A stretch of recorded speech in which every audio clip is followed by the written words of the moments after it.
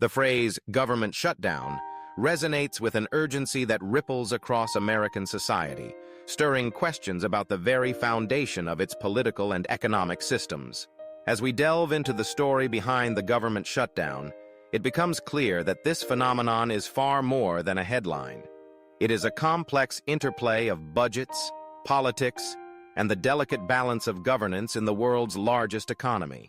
A government shutdown occurs when Congress fails to pass appropriations bills or continuing resolutions to fund federal operations and agencies. On October 1, 2025, the United States federal government entered its latest shutdown, a moment that marked the first such event during President Donald Trump's second term and the first nationwide closure since the lengthy 2018 to 2019 episode. Despite America's immense wealth and resources, this recurring drama underscores the challenges of political negotiation and fiscal responsibility. To many, it seems counterintuitive. How can a government with such vast economic power allow itself to grind to a halt? Yet the answer lies in the very structure of American democracy. The roots of the shutdown are found in Congress's power of the purse. Each year, lawmakers must agree on how federal money is allocated, balancing income, primarily through taxes, against the myriad expenses of running the country. These expenses cover everything from defense and social programs to infrastructure and scientific research.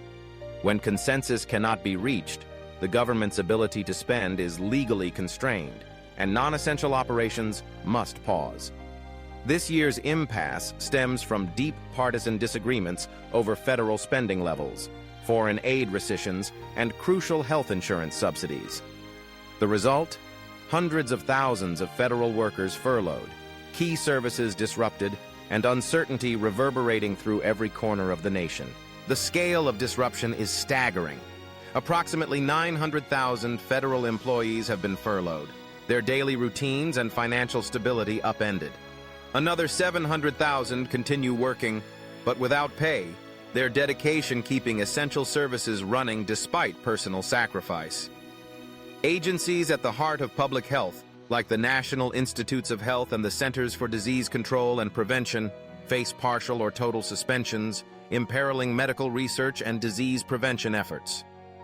The Women, Infants, and Children WEC program, which supports vulnerable families, has also been hit, demonstrating how the shutdown's effects extend deep into communities. Some critical services remain open. Medicare and Medicaid continue to function. The Transportation Security Administration keeps airports running, and Amtrak trains still traverse the country. Yet the strain is palpable. In places like Kansas City, more than 30,000 federal employees are dealing with delayed paychecks, and Social Security operations have slowed as staff are reduced. For over 617,000 people in Missouri and Kansas who rely on Affordable Care Act marketplace insurance, the uncertainty is even greater. If Congress fails to extend enhanced subsidies, health insurance premiums could more than double, placing a heavy burden on household budgets. National parks, symbols of America's natural beauty, have become flashpoints for the consequences of the shutdown. With roughly 2/3 of National Park Service employees furloughed, many parks have reduced services and indoor facilities are closed to visitors. States like Colorado and Utah have tried to step in, allocating funds to keep select parks open, but financial limitations mean that these efforts can only go so far. The Liberty Bell in Philadelphia, a monument to American freedom, has seen its doors closed, a poignant metaphor for the nation's temporary paralysis. Beyond the immediate logistical and personal impacts, the shutdown creates ripples in the broader economy. The Congressional Budget Office estimates that the closure costs federal agencies $400 million every day. Up to 750,000 federal workers are furloughed daily, affecting not only their households but also the local economies that depend on their spending. While the Government Employee Fair Treatment Act, passed after the 2019 shutdown, ensures that furloughed workers will receive back pay once the government reopens, the interim financial strain can be severe. Many families are forced to dip into savings, delay bills, and brace for uncertainty.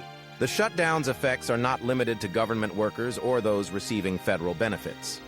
The disruption of regular economic data releases, such as the monthly jobs report and weekly jobless claims, complicates the Federal Reserve's ability to gauge inflation and the health of the labor market. While private sources can offer some indicators, they lack the breadth and accuracy of official government statistics. This data gap muddles decision-making for policymakers, investors, and businesses, introducing further volatility into economic forecasts. At the heart of the shutdown is a political narrative that has grown increasingly contentious. Republicans have claimed that Democrats caused the shutdown by demanding free health care for undocumented immigrants, a claim that has been debunked. In reality, Democratic negotiators have pushed to restore Medicaid funding cuts and extend Affordable Care Act subsidies for low- and middle-income Americans. These are real policy differences, not rhetorical inventions, and they reflect the ongoing struggle to define the priorities of the federal government. The underlying question is why America, with all its wealth, would ever allow such a shutdown to occur. Some might call it unreasonable, but in truth, it is a reflection of the checks and balances built into the system. The government's main source of revenue, taxes, must be matched against expenditures that grow each year. With rising costs for entitlement programs, defense, and public services, and with the U.S. debt ceiling repeatedly pushed to new heights, the pressure on lawmakers to find common ground intensifies. If the debt ceiling is not raised, the government cannot borrow to cover its obligations, threatening catastrophic consequences not just for America, but for the global economy. The debt ceiling debate is a recurring drama in American politics. It serves as a symbolic and practical limit on how much the government can borrow. When the ceiling is reached, Congress must act to raise it, or risk defaulting on its obligations, a scenario that would shake the foundations of international finance. Historically, after much political brinkmanship, the ceiling is expanded, accompanied by concessions on spending or policy changes. The current shutdown is part of this larger story, a moment of crisis that forces negotiation, compromise, and ultimately, resolution. If one were to ask what should be done in such a situation, the answer is both simple and complex. The debt ceiling must be raised to ensure the government's continued operation. But this act alone is not enough. It requires parties to make concessions, to analyze expenses carefully, and to take timely action that reflects the needs of the country. Finding common ground means balancing fiscal responsibility with the imperative to serve citizens and maintain America's global leadership. Despite the turmoil, economic analysts like Fitch Ratings have noted that the shutdown is unlikely to affect the nation's sovereign credit rating in the near term. Historically, the disruptions caused by shutdowns have had limited long-term impact, with delayed government activity typically rebounding in subsequent quarters. Yet the human cost, the anxiety, the lost time, and the uncertainty leaves a mark that cannot be measured in statistics alone. The government shutdown, then, is more than a lapse in funding. It is a moment that reveals the strengths and weaknesses of the American system. It spotlights the tension between competing priorities, the necessity of compromise, and the enduring challenge of governing a diverse, dynamic nation. As Congress debates, agencies wait, and citizens watch, the resolution of the shutdown will shape not only the immediate future but also the ongoing evolution of American democracy.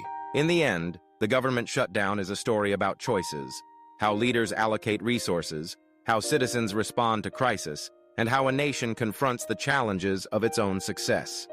It is a test of resilience, ingenuity, and the capacity to come together in pursuit of the common good. And as America once again faces the question of how to move forward, the lessons of the shutdown will echo through its halls of power, its communities, and its collective memory, shaping the path ahead for generations to come.